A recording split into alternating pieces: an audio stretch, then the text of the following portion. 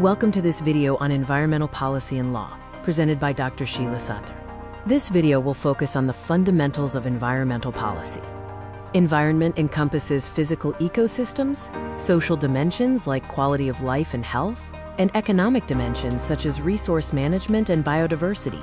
Policy is a course of action adopted by a government, business, or individual. Environmental policy primarily addresses problems from human impact on the environment, aiming to protect human values like good health and a clean environment. Environmental policy is a commitment to laws and regulations concerning environmental issues. This includes air and water pollution, waste and ecosystem management, biodiversity, and the management of natural resources, wildlife, and endangered species. Next, we will look at environmental law. Law is a system of rules recognized by a community to regulate actions, enforced by penalties. Legislation is the process of making or enacting laws. Environmental law and regulations involve studying environmental regulations, management tools, impact assessment, audits, and management systems. Environmental cleanup laws govern the removal of pollution from environmental media, like soil or water. Unlike pollution control, these laws respond after the fact, defining necessary response actions and responsible parties. Regulatory requirements cover emergency response, liability, site assessment, and remedial actions. Air quality laws control the emission of air pollutants to protect human health.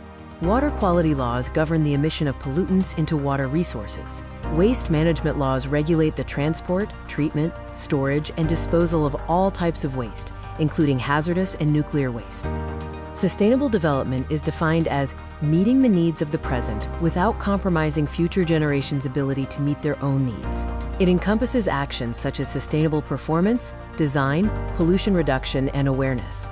Sustainable development is also viewed through the concepts of integration and, quote, interdependence. Integration means development cannot be isolated from sustainability. Interdependence emphasizes that social, economic development, and environmental protection are mutually reliant. International environmental agreements are legally binding intergovernmental documents aimed at managing human impacts on natural resources. Bilateral agreements involve two nations, while multilateral environmental agreements involve three or more nations. These often cover atmospheric, freshwater, waste, and nature conservation policies. A treaty is an agreement between two or more parties to solve an issue. A convention is a set of rules for parties agreeing to solve a global issue. A protocol is a way in which a convention can be modified.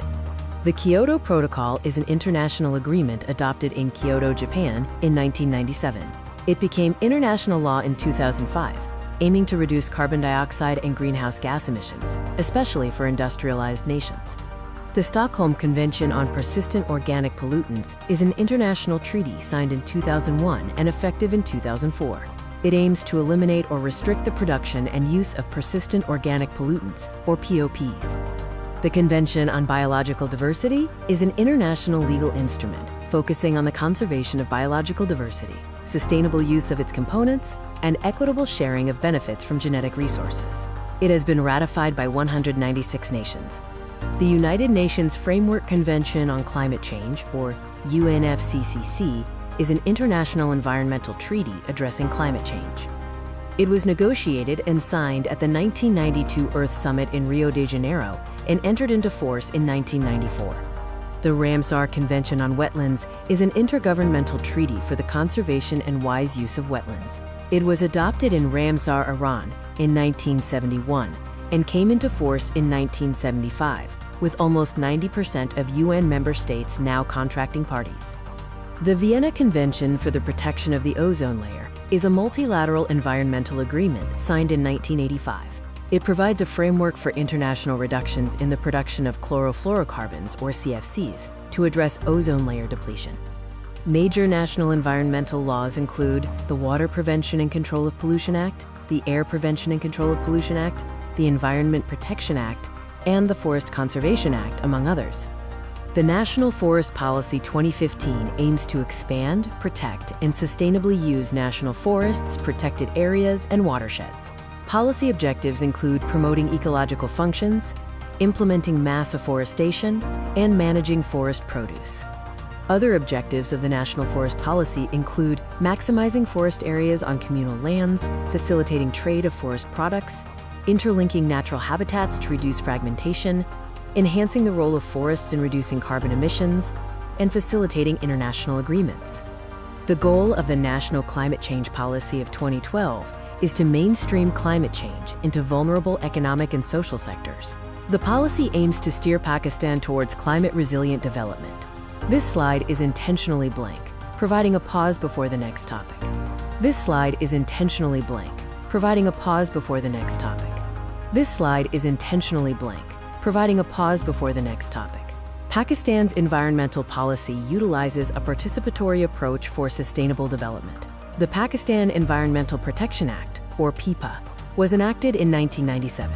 It provides the framework for implementation of the National Conservation Strategy, establishment of tribunals, and processes like Initial Environmental Examination, or IEE, and Environmental Impact Assessment, or EIA.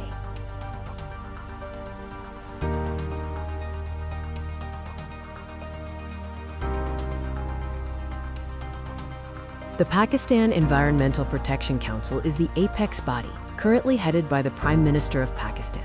It includes representation from trade and industry, NGOs, educational institutions, experts, journalists, and concerned ministries.